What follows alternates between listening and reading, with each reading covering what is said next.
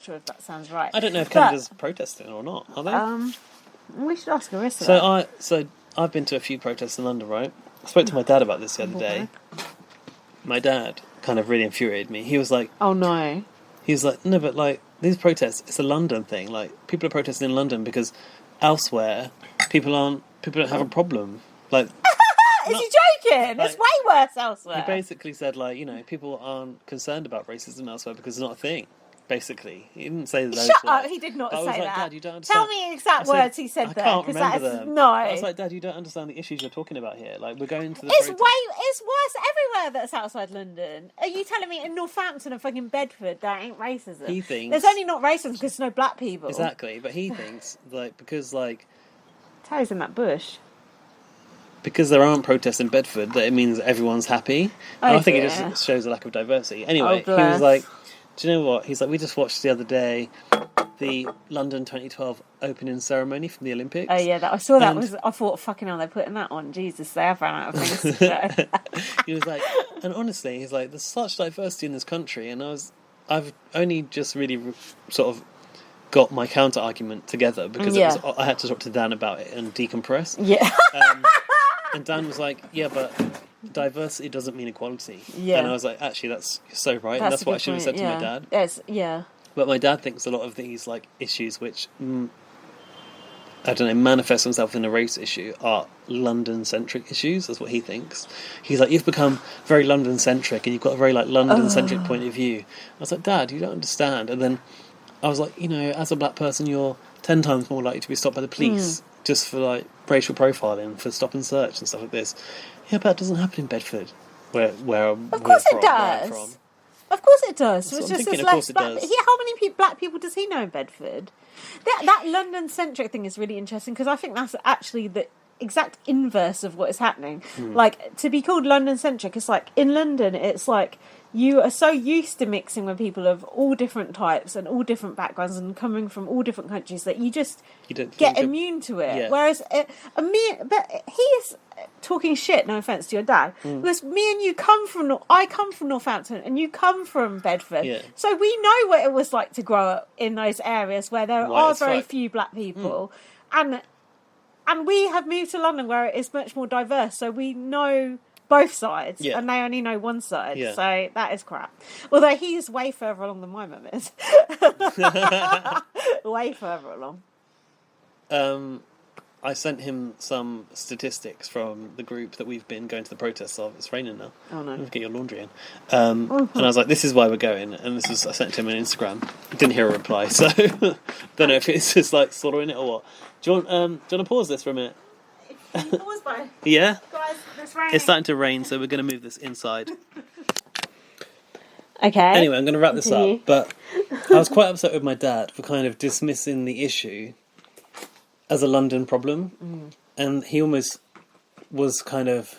He's ignorant to the fact that there is still a struggle for people that aren't white, because he thinks that people aren't protesting where he lives and it's diverse and therefore everyone's happy and everyone's equal. But that's not actually the case. And like the statistics were like stuff like how you're more likely to die in childbirth if you're black compared to if you're white, all this kind of stuff. And also die of coronavirus. There's a lot of new cushions in here, isn't there? Let's come inside. Yeah, a lot of inequality, poverty and everything. Exactly. And then I don't know, he talked about, what did he say? He said, I was like, you know, even like in education, the grades show that if you're black, you're going to be less likely to achieve than a white student. And he was like, yeah, but a lot of kids in London come from a broken home. And I was like, well, that's racist in itself. You're assuming that like black homes are broken homes, but they could be white kids' homes can also be broken. Many. Yeah, so I don't know. Including ours. I felt like his logic was completely flawed. Yeah. And it really frustrated me that he wasn't really willing to see the picture. He just dismissed it as a London issue, and you've become very London-centric, and that's why you're going to protests. And people aren't protesting here because they're happy. Does he understand you're going out with a black man? Yeah, exactly. Like, that is so and dismissive. He goes, you know, I know you're doing this because it makes you happy. I said, no, Dad, I'm not doing this for me, actually. I'm doing it for everyone else that's affected. It actually doesn't affect me. No, I could happily just pretend that it's not a thing. Yeah, exactly. So it was a really frustrating conversation, and I don't know if I managed to get him to see sense, but then he goes, oh, he's finished this, but actually the problem is the population is too big, and they forecast that in the next 50 years the population is going to shrink a lot, and then there'll be more opportunities for everyone. There'll be more houses, there'll be more educational opportunities, there'll be more jobs. And that's how he ended the conversation. But I did get a chance to say to him, Dad, I'm actually really upset that you're not listening to the reasons that I'm going out here, and why Dan and I think this is actually an important thing. Yeah. Don't you think it's just it is that I don't know if it's white guilt, but it's white privilege. It's white privilege. And he said to me, he said I'm really grateful to be a white male. He said that. He said I recognise that I'm privileged, and I'm really grateful to be a white male.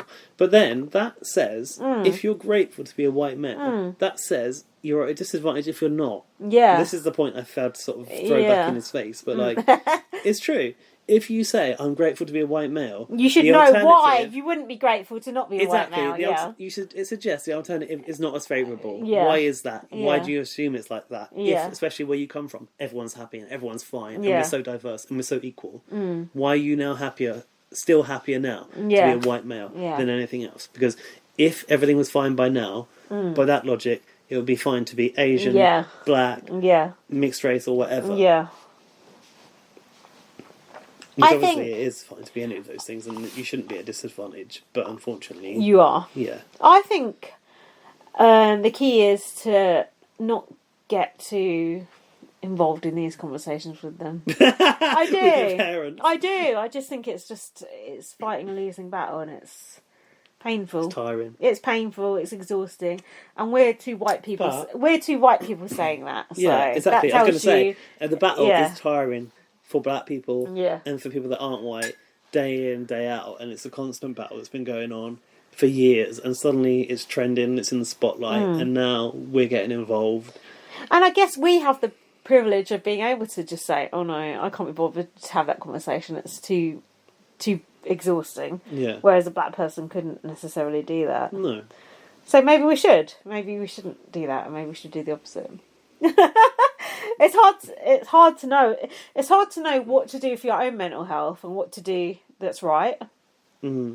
Because I just think sometimes they'll never get it. No. They'll never ever get it. No, exactly. And I've obviously taken the time to try and understand these issues more over recent years, and my dad hasn't. So he only sees whatever he happens to see on the news or whatever. That's what I think with my mum. I just think, why don't you accept, and this is so big-headed probably, I fucking know more about this than you. Why don't you fucking accept I have read more books than you? Exactly. I have read a lot more wide-ranging things than you. As well. It's just no, this is a London thing. But they're older and they think they know better just because they're older. It's like, I'm fucking 40 years old. I fucking know what I'm talking about. And they're just like, oh, no. It's like, get out of your fucking bubble of not being... That's the way the London-centric thing kind of pisses me off. It's like, you're not London-centric and you're in your town centre fucking culture, which, believe me, I've been in, and it is fucking backwards as fuck. Town centre culture? Yeah, it is. That's a book title right there. It is. It's like that town centre chav culture, and there is nothing to speak of from it. This fucking Daily Mail culture, it's... No. We know better, so I don't know why they don't think, okay, they're younger, they've probably got, their brains are working a bit better than us, maybe we should fucking listen. Barely, but you know. Yeah, I know. Especially now. Trying to articulate these thoughts on all this alcohol has not been particularly easy, but... Do you think you will pick it back up with him, or...? If you're not trying to convince people that don't see the issue, then what's the point of even being part of it? That's kind of how I feel. It's very easy for me to retweet a story or something someone said or put a picture from a protest to my network. Captive audience. Who probably think along the same lines as me, but they're not actually the people that need to have their head turned or eyes open. No. So... It's like people who, as you would know, who would say, oh... I would never want a gay child or, blah, blah, blah. And then when they have a gay child, they're like, oh, well, that's fine because it's my child and it's fine. It's like, oh, what the fuck? Well, some people are not fine. No, and a lot of people are not, but some people need time to come around to it. But do you know what I mean? It's like, it's okay if it's yours, or it's okay if it's someone you know. It's that mentality, isn't it? The thing is, if it's someone you know, it's okay. Yeah. And if it's someone you don't know, it's not okay. Yeah. Well, so for all of my dad's shortcomings, and for him saying this is a London-centric thing that you've become involved in, like, lately, because of... Not because I've got a bad boyfriend, he didn't say that. Oh, thank God. But I'm wondering if he's thinking, like, is that... Oh, I'm sure. That what he's thinking? I'm sure. But he did say that one of his friends at golf had been saying, like, oh, I don't really understand this Black Lives Matter thing. And my dad said... well, yeah, probably said that. My dad said... I don't know why the context is. He asked this guy, would you rather be black or gay? Oh my God. Which I don't know what the answer was. What is going through your dad's head? I don't know, but I suppose at times my dad's probably had to stand up to some homophobic comments because of having a gay son. Yeah. And now he's quite at ease with having a gay son. Oh, that's good.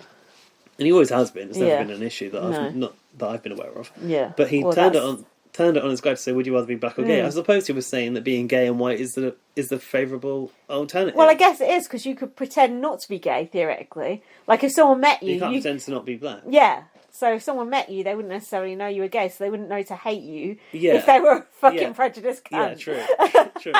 And I don't know what the answer, but I think my dad said basically he was shutting down the issue of this guy who was being a bit bigoted.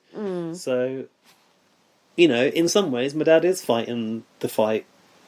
He's fighting the part that he knows about. I suppose, yeah. And he just needs to know... Maybe he just needs to get to know Dan a bit more and get to know... It's not a London thing, it's just a human thing. I don't think my dad gives a fuck that Dan's black, white, whatever he is. No. I don't think my dad would really care. I would hope not. And I'm sure he wouldn't, because your dad seems quite cool. And I don't think my dad thinks that Dan's the reason I'm going to the protest, or the only reason. But, I just lost my train of thought. It's hard to articulate because we're both drunk. One time, my dad was talking. This was recent. I don't know if I said it on the podcast, but at Christmas, did I ever tell you about my dad? What he said about trans people? I'm not sure. He said about like people who are transitioning and stuff, like basically saying like I don't really understand it. Oh God. He said you should be grateful for what you have. He said that. What do you mean you should be grateful for what you have? What does that even mean? Exactly. Like, how can you be grateful to have a dick if you feel like you're a woman? Exactly. What the fuck? My dad was like, trans people. You should be grateful for what? You're not disabled or something? I don't know. What does that mean? And then Dan said to him, yeah, but imagine if you felt like you shouldn't be male all your life. You're not going to be grateful for it, are you? No. And we spoke about this, Dan and I, recently, based on this conversation about race and protests and people being happy and diversity. Like diversity is enough for everyone to be equals, which is not the case. I said, what did my dad say to that? He was like, I don't actually know. I think he might have just made a comment about me being really intelligent, like Dan being really intelligent or something, and like brushed it off. But my dad, fuck, I'm so drunk. My dad has a trans neighbour now, so does he? Had to like face up to that and like have a conversation with a trans person, and then realise this trans person is actually like a funny, like nice human who is actually a really courteous neighbour. Yeah. So now has to like accept that a trans person is a normal person too. Yeah. So like you say, it's just like what you know and what you're exposed to. But then my dad should be. I don't know. Maybe my dad's never had conversations about race. Probably hasn't. And I think that's why he doesn't understand the issue. It's frustrating though, and it's what's frustrating disappointing is when sometimes something that you feel passionately about is dismissed. Yeah. And it's like, well, it makes you feel good, so go and do it. Yeah. But Dad, that's not why I'm doing it. And I feel like if it was them if my mum was saying, oh, I'm really into this, whatever it is, I'd be like, oh, that's really cool. And then you're into it, and they're just like, That's not real. That's a London thing. It's a London. I've never heard that before, that London-centric thing. But it makes sense. I can imagine from someone from where we're from, which is a bit more removed. Yeah, it's not like we're from the Midlands. Countryside, but like it's backwards. It's at least an hour. It's backwards from London. week.